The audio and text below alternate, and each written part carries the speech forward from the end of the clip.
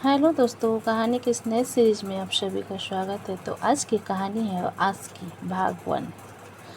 अर्नव, तुम मुझसे नहीं, मेरी रुतबे, मेरी दौलत से प्यार करती हो। एलिस, तुम इसलिए मेरी गर्लफ्रेंड बनना चाहती हो ताकि मुझसे जुड़कर तुम एक बड़ी सिंगर बन पाओ, क्योंकि तुम्हारे मन में लालच बड़ा है। एलिस, आप मेरे बारे में इतना घटिया कैसे सोच सकते? अर्नव, मैं आपसे सच्चे दिल से प्यार करती हूँ, अपनी पूरी ज़िंदगी आपके साथ बिताना चाहती हूँ और आप मुझे लालची और मतलबी बोल रहे हैं। अर्नव, अब तुम चाहे जो समझ लो, मैं तुम्हें और तुम्हारे प्यार को रिजेक्ट करता हूँ। एलिश, अगर आप मुझसे प्यार नहीं करते थे तो उस रात वो सब क्या था? अर्नव, वो सब फन था, एक रात का। रात खत्म, बात खत्म। एलिश, सब खत्म हो गया। आज मेरा दिल टूट गया। अर्नव, आपने मेरा दिल टुकड़े टुकड़े कर दिया है। मैं आपको कभी माफ़ नहीं करूँगी अर्नव, कभी नहीं। 1 महीने पहले एलिस बिस्तर पर, ओ गॉड, 9 बज गए। 10 बजे तो मेरा इंटरव्यू है और मैं इतनी लेट। सुबह जब एलिस की आंख खुली तो वह उछल कर बैठ गई। वह जल्दी से वॉशरूम में गई।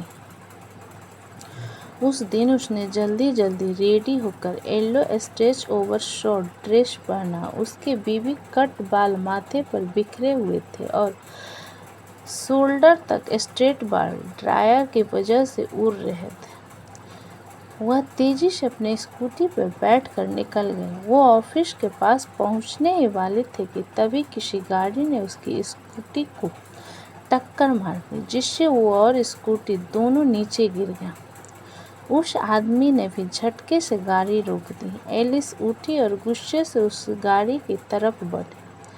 तभी उस गाड़ी से प्रोफेशनल सूट पहने, आंखों पर चश्मा लगाए, ब्लैक मर्सिडीज गाड़ी से एक लड़का निकला जो दिखने में बेहद हैंडसम था। एलिस उस लड़के का कॉलर पकड़कर चिल्लाते हुए, इडियट हो क्या?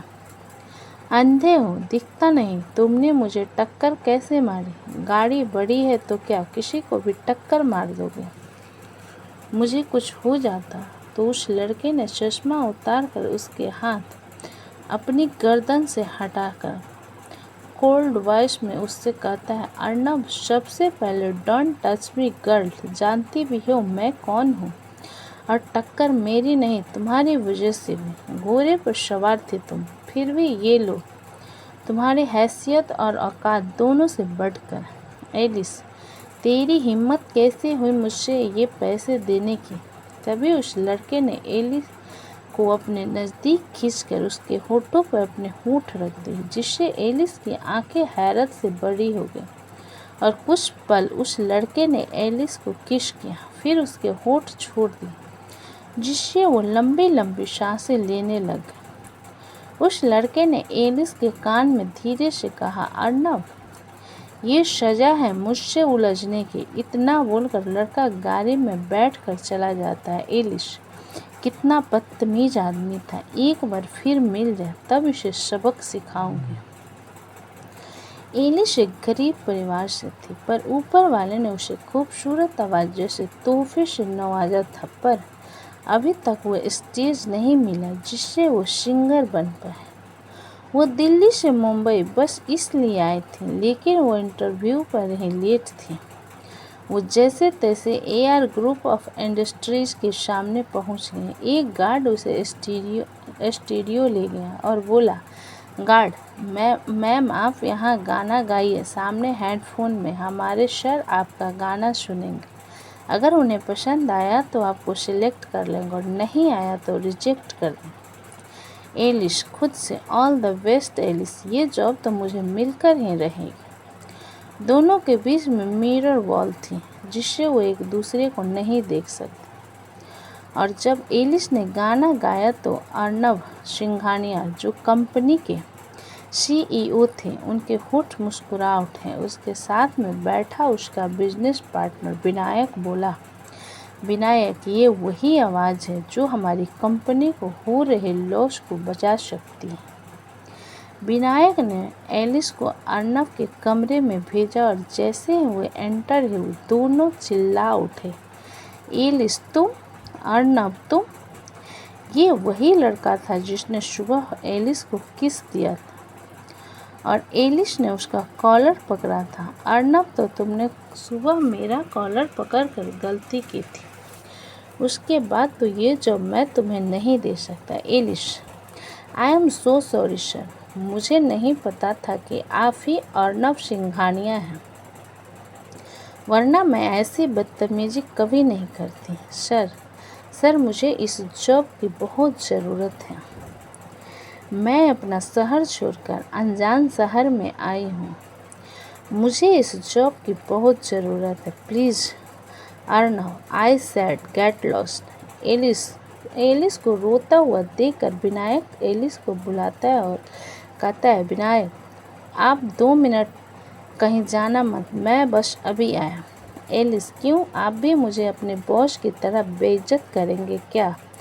विनायक, अरे 2 मिनट रुको यार। विनायक करीब 10 मिनट बाद अर्नब के केबिन से निकला और एलिस से बोला, विनायक, कांग्रेचुलेशन एलिस, तुम्हें जॉब मिल गई है। एलिस, क्या? पर ये कैसे पॉसिबल? विनायक, तुम उस पर ध्यान मत दो, बस एक चीज़ याद रखना, अर्नब सिंघानिया बहुत एरोगेंट है, उसे बिल्कुल नाराज़ मत करना। सिंगिंग से अलग तुम उसकी पर्सनल सेक्रेटरी भी रहोगी।